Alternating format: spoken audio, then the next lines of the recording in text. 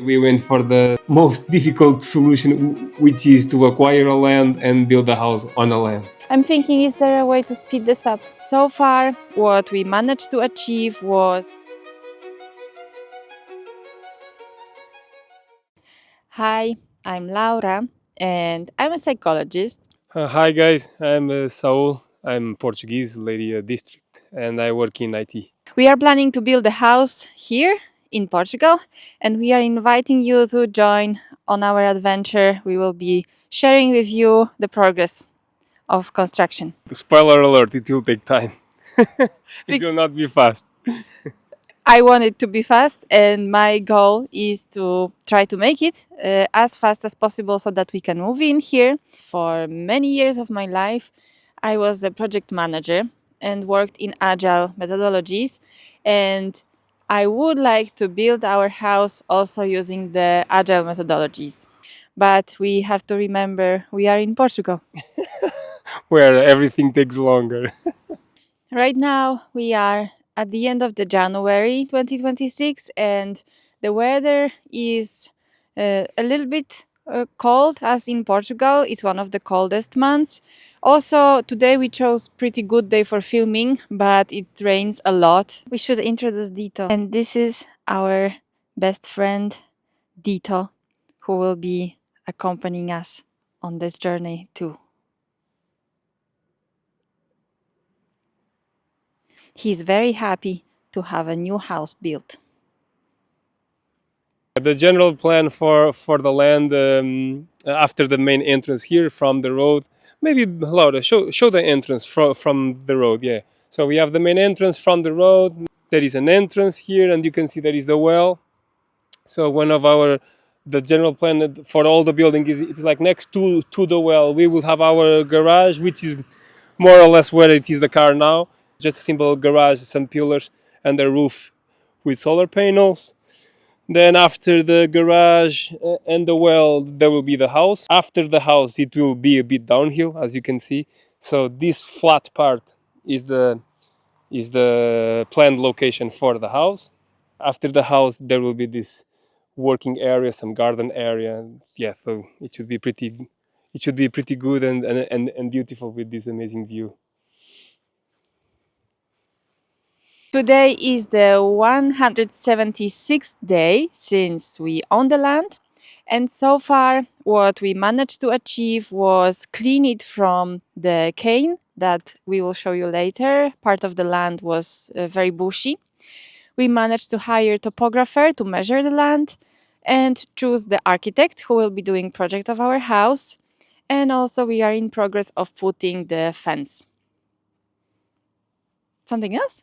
One more thing we did so far was planting the trees, and I think this was a very good advice that we were given, that before even starting construction of the land, it's good to plant the trees because it takes time for them to grow. This is the first plant we put on our land, and it's a cactus, Opuntia ficus indica, and apparently they do have some fruit. So I'm hoping that when it grows, it gives some fruit. We tried that once in the supermarket. We didn't like it much, but apparently you can make a good smoothie out of it. I'm going to show you what is, in my opinion, one of the best value of this land, which is this well, which is not a well, it is a water source, which is a way different, as you can imagine. This is it's basically a huge drill that they did in the 60s, from what we know, and it's capturing water from a natural source, so it's basically infinite water. Down there is a high speed road that is used by many trucks, and it is a main local road for industries and cars and companies. And they were building that road in the 60s, and they were also building a gas station. And the manager of this gas station was the owner of this land, and he had the idea to do this huge drill to transport water into that gas station, because there was nothing there. The road was yet to be built. There was no pipes, there was no plumbing, there was nothing. Now it has 5 meters wide, and deep depth it is around 100 or 120. It's more than 100 meters depth. We have three main plans for this, which is shrinking, cover it, of course, and also connect it to some water system so we can easily use it. So yeah, this for me it is one of the biggest value of this land. It is pretty good. The total area of our land is 2,600 square meters, and around 500 square meters is this area what you see over here. It was all covered in bush, type of bush like you see over there. It's very tall bush. I don't know how many meters it can have, like four, 3 or 4 meters. Saul is telling me, and we could not even see the view from here because it was all covered. So what we had to do is to hire somebody who could help us clean it.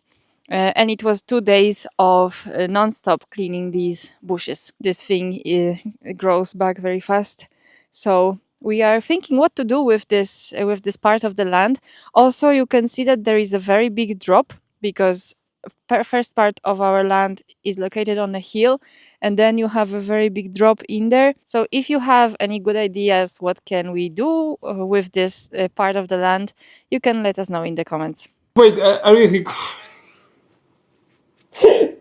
are you recording? I didn't know. Okay. People may be asking, so why did we decide to go for the most complex solution, that is buying a land and building it ourselves, instead of, for example, using something that exists already, buying a house that is already built, maybe a little bit older, but we could renovate it? I wanted to do the easier way. Yes. Yeah. My first idea was never to build a house. Yeah. Yes, and that's how we started. We first were driving around and checking these other houses. Maybe there's something to sell. We were checking for the plates. And then online, we were checking also for the new houses to buy online. There was some good deals, like a big house with the 10 years old or 20 years old, and then we could renovate it. But then it would be a lot of work. But the base of these houses, they are very old. Like the foundations, they are very bad. Isolation is zero. These old houses in Portugal, they have zero isolation. Windows, they are very small. It's this type of windows that they are very small and they don't have a great view. They don't have a good view and a big view. They have a small view. So we would need to tear down walls, put completely new windows, not just new windows, but completely different size of windows, and it would be a lot of work. Buying an old house was not really an option from your perspective, and then buying a new house, there are also these offers on the market. We met one real estate agent who had these 2 or 3 lands, and he was offering a newly built house. On the time when we were looking around, the house was not even started yet, but it was already in the project. Everything was supposed to be ready in the next year. And the thing was that I didn't like a couple of things, how these new houses are being sold.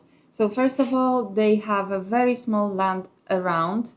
I think you cannot get past like 800 square meters or 1000 square meters. The options of what you can do with your garden, and for me, if I want to have a little farm on the side of a house, it would be impossible with that kind of size. And also, I was looking for a house that would be like around 4 bedrooms, I would say, because we both work from home and we want to grow the family. So we need a lot of bedrooms, but then the 4 bedroom size houses were already like huge villas for 500,000 minimum. Yeah. And this was not something that it is in our budget. So that's why we went for the most difficult solution, which is to acquire a land and build a house on a land. And there was also this question that, okay, but if we build, it's gonna take so much time. It's gonna be way longer than if we can buy something that is ready, at least it's planned and so on. And then I think it was you and it was your initiative that you started to look for some alternative methods of construction. Yeah, I think I was searching for multiple nights, but yes. One of the nights of research, like you tell me the next day, I think I found something that might be interesting for us. Yeah. And that method was the one that we chose to build our house in, and this method is called System 3E. I was searching for these alternative methods because in Portugal the construction is a bit behind the time. So let's say it like this: it is a bit not so advanced. People still do houses in a traditional brick and concrete and mortar way, which is still good. But in Portugal, the quality of houses they are not so good as in Poland or Germany or any other. It's mostly northern countries. I think there's some kind of, like, not to offend anybody in particular, laziness maybe, that because of the climate that is very mild and moderate, you don't need to put a lot of isolation. It's not the focus. To fight with the very cold temperatures like we have in Poland during the winter. I didn't want to have just another house like that. And having a Polish wife, it is one more reason to improve the quality of the house. And I started looking into these alternative methods. First, there was this another method, which is ICF. There's also a period in time that we were also aiming for ICF, but again, in Portugal, it's not easy to find builders and people with that you can trust to build around this system. We even contacted some architects for ICF. Yes, we did. But we quickly saw that ICF, it's a bit full of scammers in Portugal and people trying to take advantage of this new hyped method. There is this another common method in Portugal, which is LSF, the light steel framing. It is not so rigid structured, but it's very common because it's cheaper. So again, in Portugal, sometimes they sacrifice quality by price. The classic bricks and the LSF methods, they are by far the most common used in Portugal. But then I kept looking and I found this System 3E. And at first I couldn't believe it because if you see the stats, and we can put some numbers on the screen, these numbers of this System 3E, the acoustic numbers, the thermal numbers, most especially the thermal ones, and the conductivity, all of these isolation numbers, they are off the charts. They even look unreal and fake, but they are really that good. That's because it's tested. These things is tested and certified. But in terms of numbers, they are amazing. They are completely next level. And the moment I saw that, I was like, okay, this is amazing. We have to try that. Method created in Poland. So which for me, it's even more amazing because Laura is from Poland and we are building in Portugal with the technology from Poland. So it even fits better. Yeah, so for me, it's really good. So the moment you told me that you showed me the website and you were like, oh, it's this technology, look, it's Polish. I was like, okay, that should be easy. I can call there. I can find out what it is and what's the way, how it works and so on. So I did exactly that. I called the company. We realized that there is a factory located in Poland. The entire production process is happening over there. The second good point was that the installation, it's this Lego style, so you don't have to put mortar or concrete, so you lock it in a Lego style, and they are not just on top of each other because they could fall, but they have a specific fittings that they lock and they don't move away. So even with strong winds and fire, it's tested against fire and so on. It doesn't go off. Any people, if they follow the instructions, they can just put the blocks and create the walls. Yeah, I saw that everything is color coded and it's well explained which element should be put on top of which. Assembling a wall in these methods should be much faster than doing with the traditional method. At the beginning, we got very excited about the system and about this method of construction, and we were like, yes, let's do it. And then there was a little bit of pause, a little bit of stop, but okay, but how are we going to do this? Yeah. Knowing that Reality check. reality check that this method comes from Poland.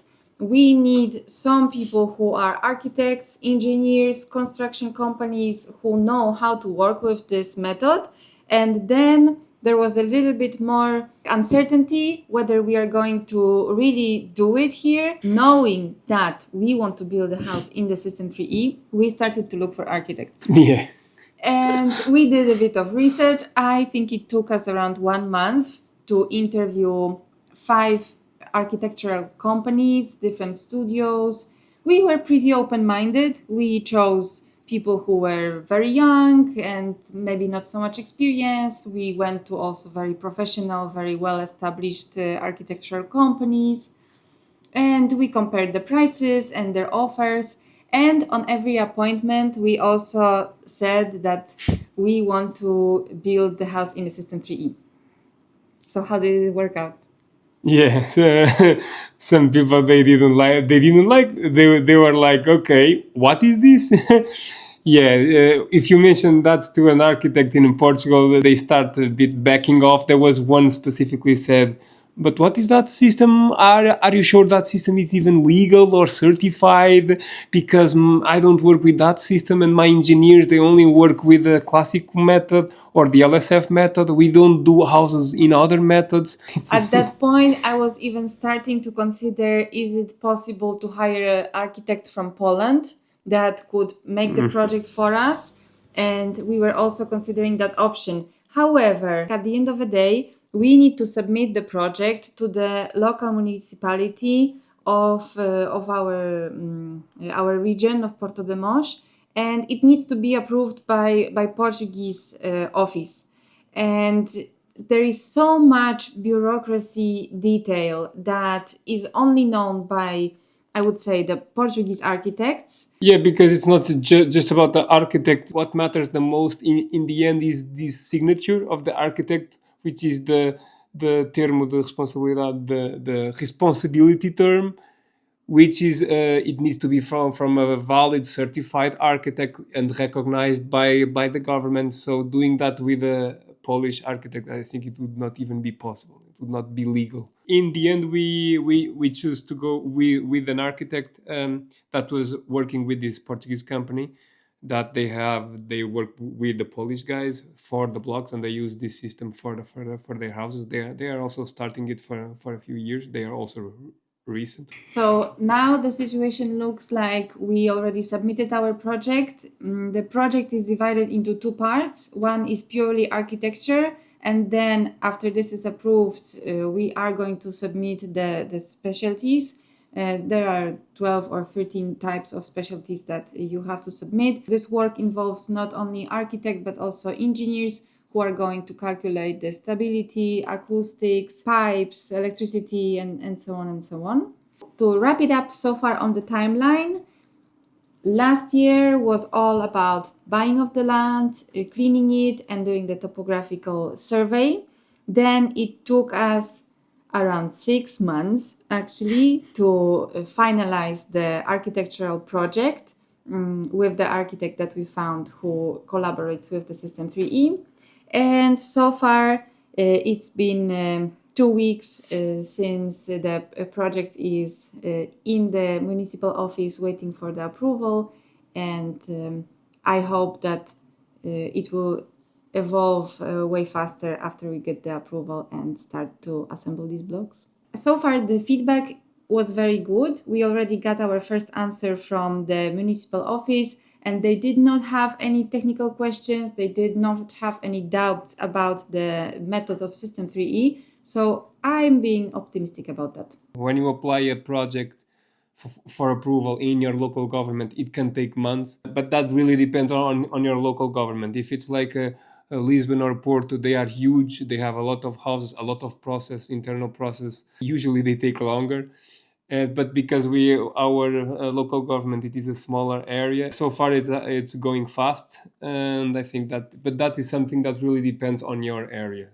when we were choosing the land to buy, we were not really looking into all right, like under which municipality the land falls into. But right now, if I would advise somebody that is searching for a land, I would advise to check that point as well. Also, one document that is extremely important regarding purchase of your land and all the rule set of what you can build, you will find it in the document that is called PDM. That means Plano Diretor Municipal. Each local government has this version of their PDM, and they maintain their own version, so each place they have different rules. Red flags for buying a land: if you hear that the PDM is going to be updated but there is no update yet, stop thinking about buying that land, because updating the PDM might take months, sometimes years. even years. Another red flag completely is when your land is registered as rural. It's good for the agriculture, for farming, and somebody is promising you that maybe after the PDM update it can become urban or something like that. Another red flag: stop thinking about buying this. It might take years and you might be completely late and unhappy with your construction. They also have some links with some maps that it tells you which lands are rural, which lands are urban, so you know where you can build and where you cannot build. So, do you think we're gonna start construction this summer? Maybe if we start this summer, I would be already happy. But I don't have expectations high because you are in Portugal after all. So we'll keep you posted and follow along if you want to know more about how is it going for us. That's it. Check the quality and see the light or whatever.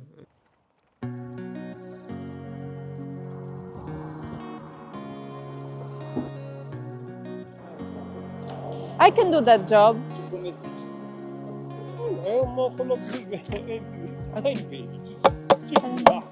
I'm thinking, is there a way to speed this up? No, there is not.